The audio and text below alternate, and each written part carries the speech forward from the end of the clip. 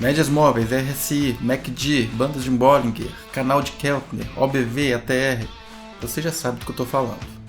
Estou falando dos indicadores de análise técnica.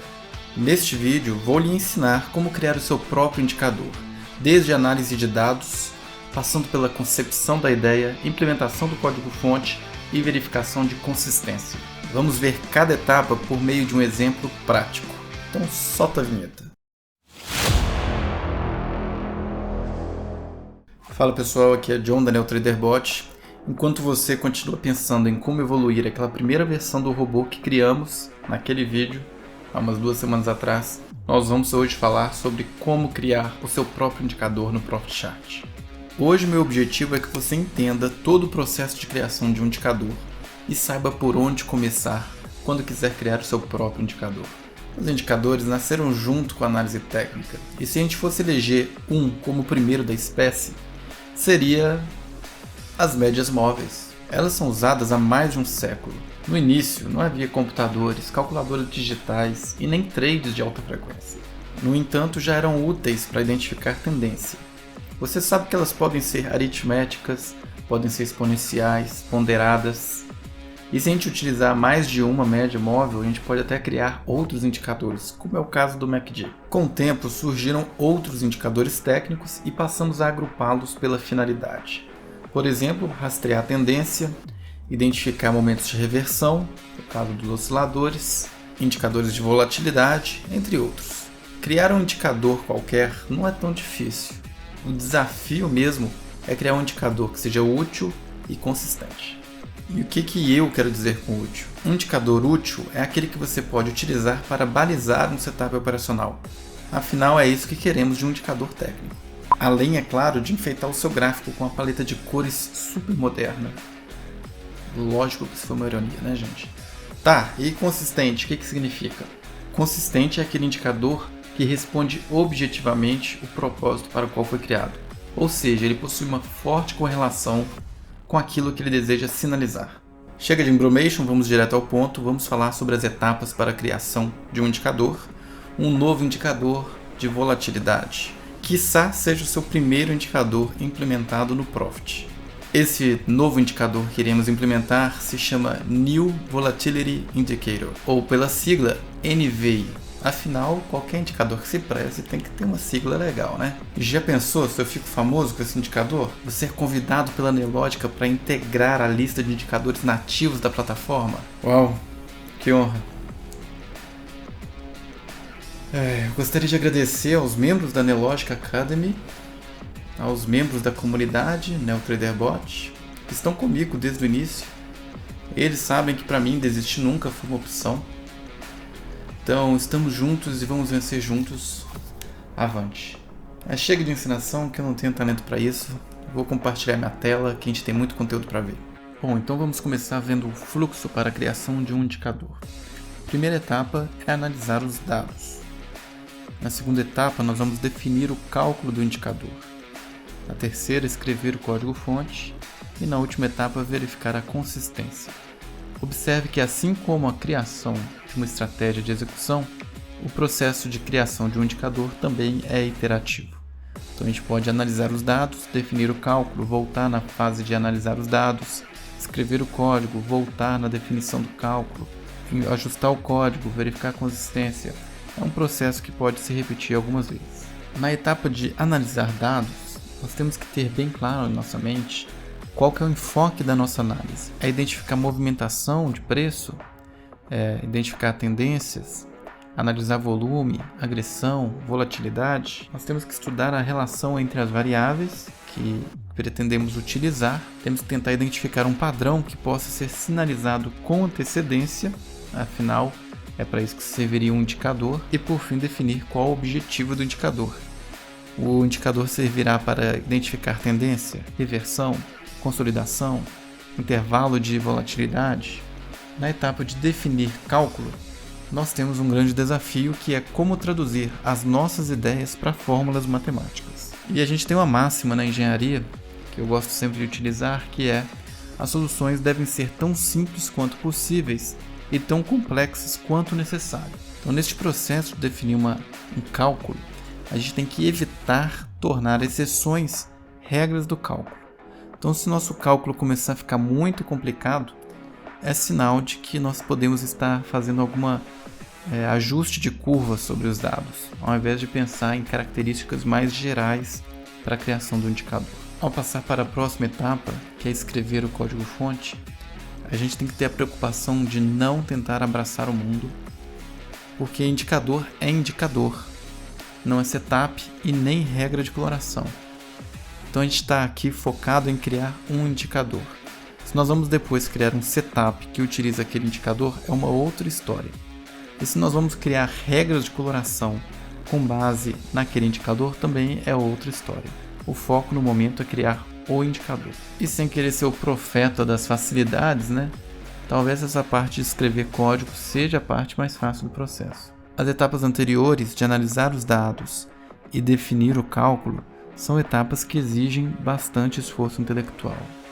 E em relação a escrever o código, talvez sejam mais trabalhosas do que escrever o código-fonte propriamente.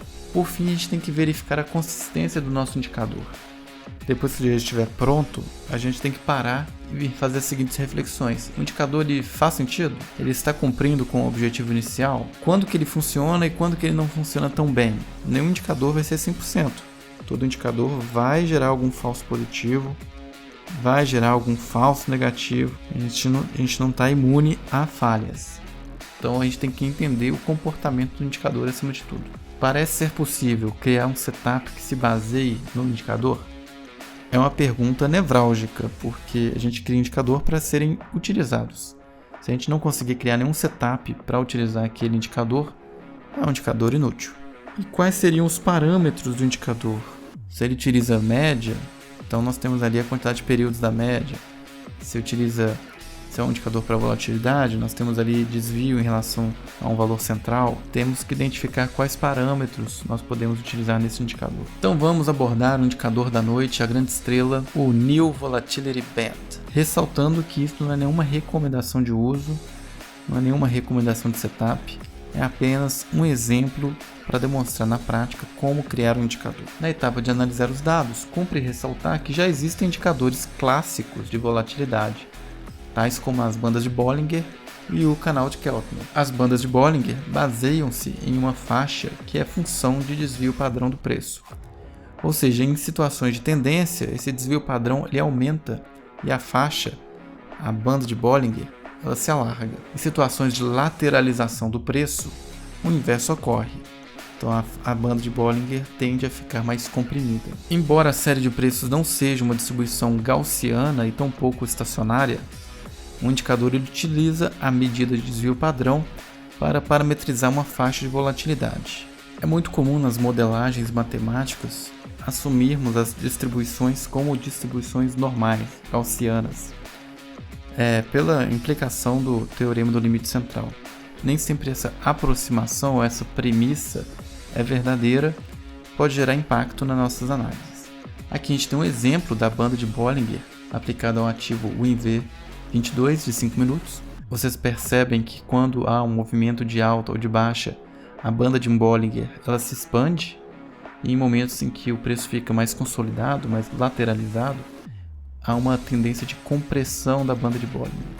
Um site de referência é esse daí que está em tela, bollingerbands.com, é o site do próprio criador desse indicador, Bollinger Bands, que é muito interessante, lá tem várias observações sobre o indicador, acho que vale a pena dar uma olhada. Já o canal de Keltner, ele baseia-se na média do indicador True Range para definir a amplitude do canal, ou seja, ao invés de utilizar a desvio padrão da distribuição de preço, ele utiliza o indicador True Range. E o indicador True Range ele é o valor máximo absoluto entre a máxima e a mínima do candle atual, ou a máxima menos o fechamento do candle anterior, ou mínima menos o fechamento do candle anterior. Observa-se que para quem opera em gráficos intradiários, onde o gap de abertura é razoavelmente frequente, principalmente nos mini contratos futuros de dólar e índice, neste momento do dia, na abertura, o True Range pode sofrer uma variação de valor muito grande devido ao gap, e isso pode acabar impactando a formação do canal de Keltner. Esse aqui é um exemplo de um canal de Keltner, né? Também com 2 desvio padrão de ATR, assim como o gráfico da banda de Bollinger anterior. Observa-se que o canal de Keltner ele é mais comprimido, digamos assim, né? Não ocorrem tantos momentos ali de expansão do canal, como acontece com a banda de Bollinger. Então a motivação, ao analisar os dados, né, foi: e se usássemos a série de log retornos para gerar a banda de volatilidade esperada em torno de uma média móvel de preço? As séries de log retorno são estacionárias e possuem melhores propriedades estatísticas do que a série de preços. Então essa aqui é a fórmula do log retorno. O log retorno é o logaritmo natural do preço de fechamento do candle atual em relação ao fechamento do candle anterior. E a vantagem de utilizar esta variável é que a distribuição do log retorno ela é bem mais próxima de uma distribuição normal, como pode ser visto aí na figura. A gente vê que a média aí da distribuição está bem próxima de zero. Então, passando para a etapa seguinte, nós vamos tentar definir o cálculo do nosso indicador, do nosso NVI, New Volatility Indicator. A gente então tem uma série central, que é a média, representada pela letra grega Mi, a média aritmética que reflete a tendência de curto prazo do ativo. Exemplo, se tiver num time frame de 5 minutos, vamos utilizar 36 períodos, que seria o quê? 12 períodos daria 1 hora, seria a média das últimas 3 horas de negociação. Então a banda superior será dada pela multiplicação da média vezes o algarismo neperiano E elevado a quantidade de unidades de desvio padrão, ND, vezes o desvio padrão da distribuição de log retorno. A banda inferior será análoga. Será a média vezes E elevado a menos ND vezes ρR. Sinta-se à vontade para pausar o vídeo e entender melhor estas fórmulas. Eu só tenho a dizer que a banda superior e inferior derivam da função inversa do log retorno, só que em vez de aplicar sobre o preço de fechamento anterior, a gente está aplicando sobre o valor da média. Ok, mão na massa, vamos escrever o código. Ok, vamos começar aqui pelo site da NeoTraderBot. Eu vou acessar a área de modelos pré-configurados. Utilizando o menu direito, eu vou em modelo de estratégia de indicador, vou copiar este código. Vou para o Profit, Estratégias, Editor de Estratégias, Estratégia em branco, Ctrl A, Ctrl V. Vamos então começar a preencher aqui o nome da estratégia, NVI, New Volatility Indicator, desenvolvida por NeoTraderBot. Data de criação, hoje, 12/10/2022, versão 1.0, atualizada em 12/10/2022. Descrição da estratégia. É sempre bom preencher esse cabeçalho para ficar bem documentado a sua estratégia. Eu não vou gastar muito tempo aqui, eu vou escrever apenas que é um indicador baseado em volatilidade utilizando função log retorno e desvio padrão em torno de uma média de curto prazo. Ok, vamos salvar aqui. Eu vou copiar essa descrição. Já vou salvar o meu código só para dar um nome aqui. NeoTraderBot, indicador New Volatility Indicator. Vou colocar a descrição, salvar. Vamos prosseguir então aqui nosso modelo. Acabou o cabeçalho, nós temos aqui constantes. Eu não vou utilizar constante a princípio.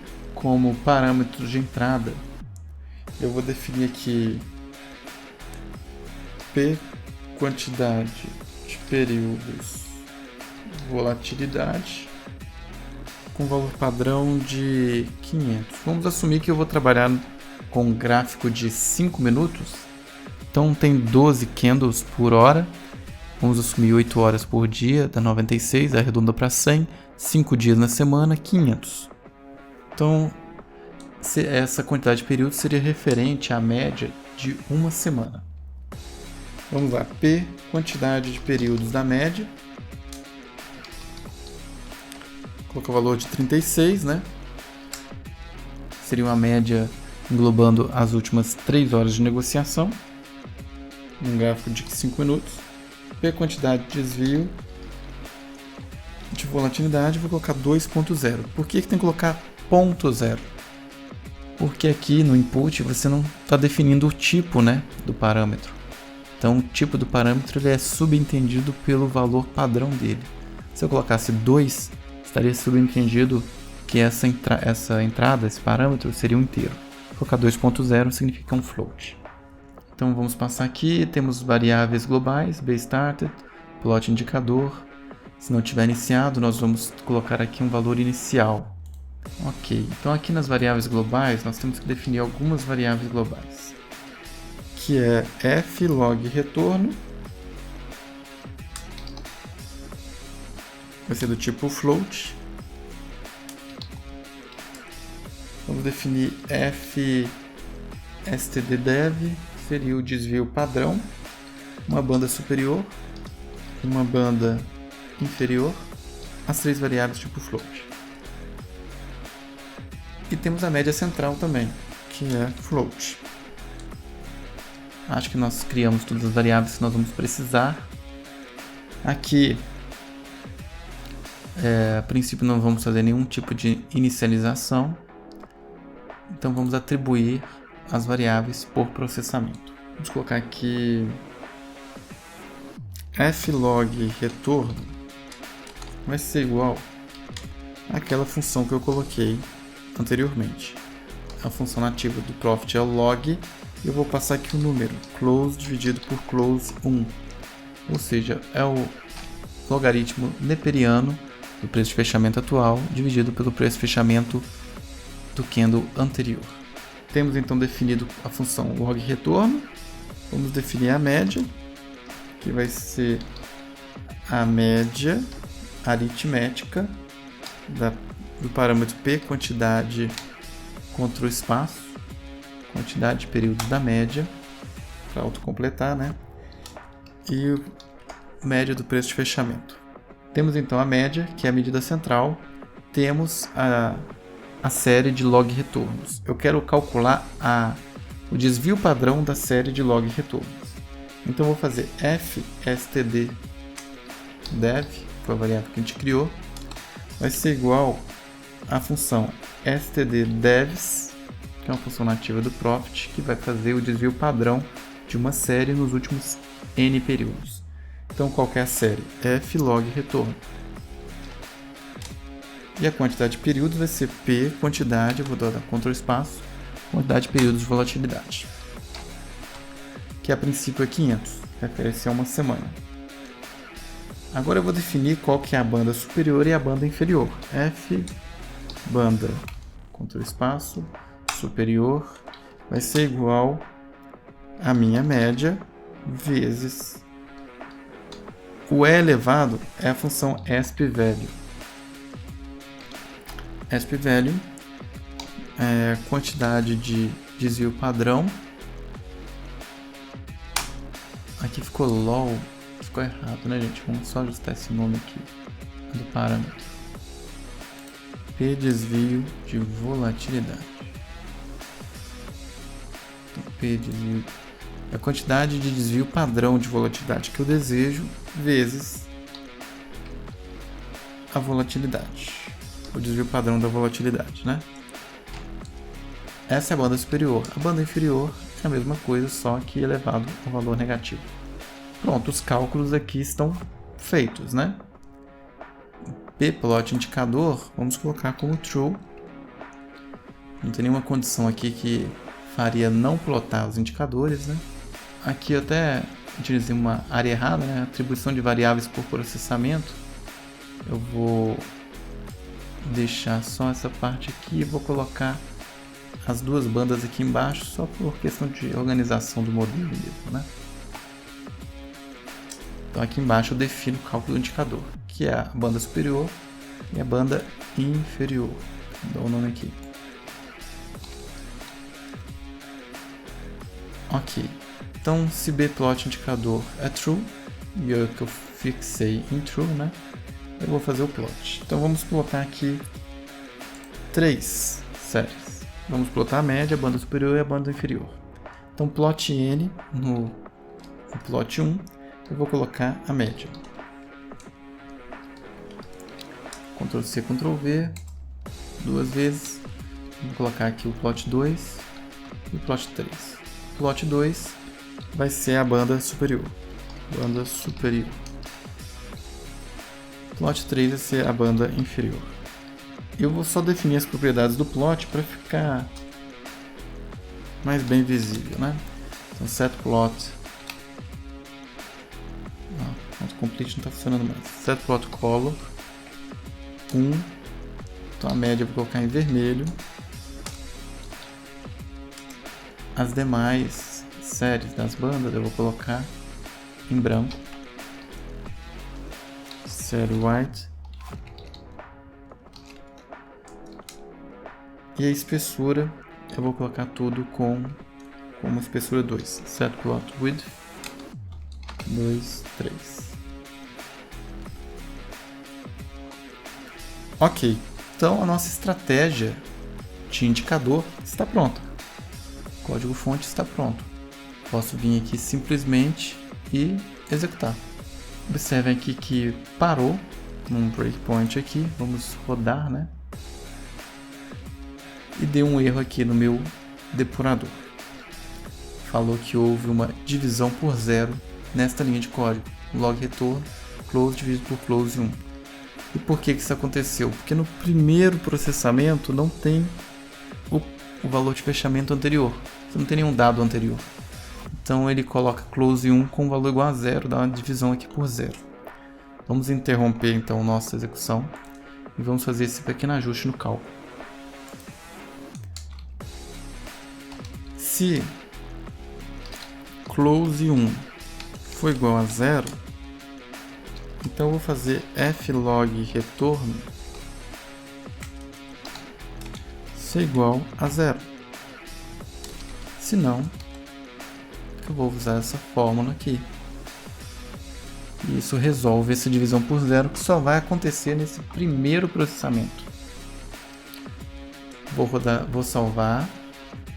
Como as estratégias não costumam renderizar muito bem no modo aqui do editor de estratégias, eu vou aplicar essa estratégia aqui a um novo gráfico. Deixa eu fechar aqui. Eu estou no gráfico então do mini contrato de dólar, WDOX22. Vou clicar com o botão direito, inserir indicador. Vou procurar pelo indicador que eu acabei de criar. Underline, NeoTraderBot, New Volatility Index. Vou clicar em inserir. Ok. E aqui nós temos o indicador que acabamos de criar.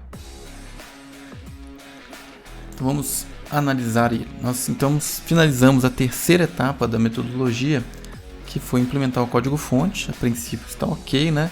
Vamos então verificar se o indicador está funcionando conforme previsto.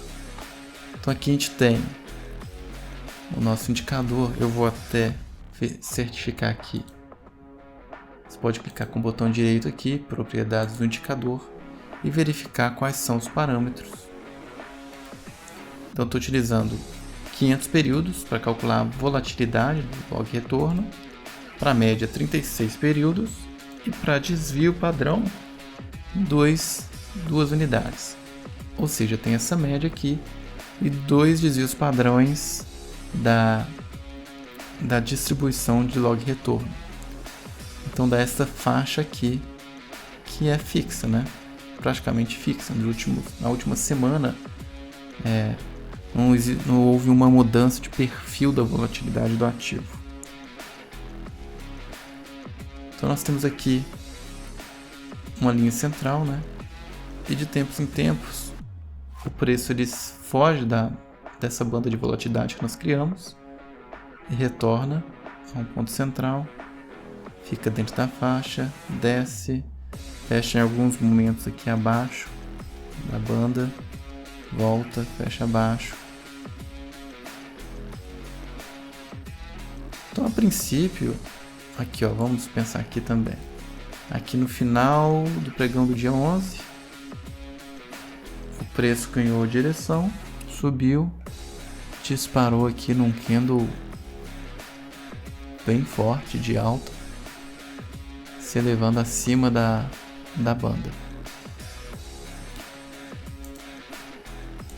Ou seja, a princípio nós criamos um indicador aqui que poderia ser usado como uma banda de volatilidade, sim. E a gente poderia pensar em setups para isso, né? A gente poderia pensar, se chegou perto da banda inferior com um candle que ultrapassou a banda inferior e mais 75% do corpo do candle está fora, poderíamos pensar nessa região aqui com uma tendência forte do ativo de baixa, então a gente poderia vender aqui. Por mais que a gente pense que abaixo dessa banda inferior seria uma região de sobrevenda, né? Em momentos de forte tendência de mercado, isso acontece. O ativo ele vai andar numa direção, por mais que você ache que está sobrevendido, o preço pode continuar caindo. Então vai depender da força na qual cruza essa banda inferior. Poderíamos ter outro setup também, que quando cruza de baixo para cima na banda inferior, a gente tentar buscar o retorno a essa faixa central, a essa média. A relação risco-ganho aqui seria talvez menor, né? Teria aqui 6,45 pontos da banda inferior até a média, né? E teria assumido aqui um risco de 9, seria uma relação risco-ganho menor do que 1. Então assim teria que ter uma taxa de acerto muito alta para ser um setup que valesse a pena. Bom, é isso. Então a gente verificou a consistência aqui do indicador. A princípio a gente pode utilizar.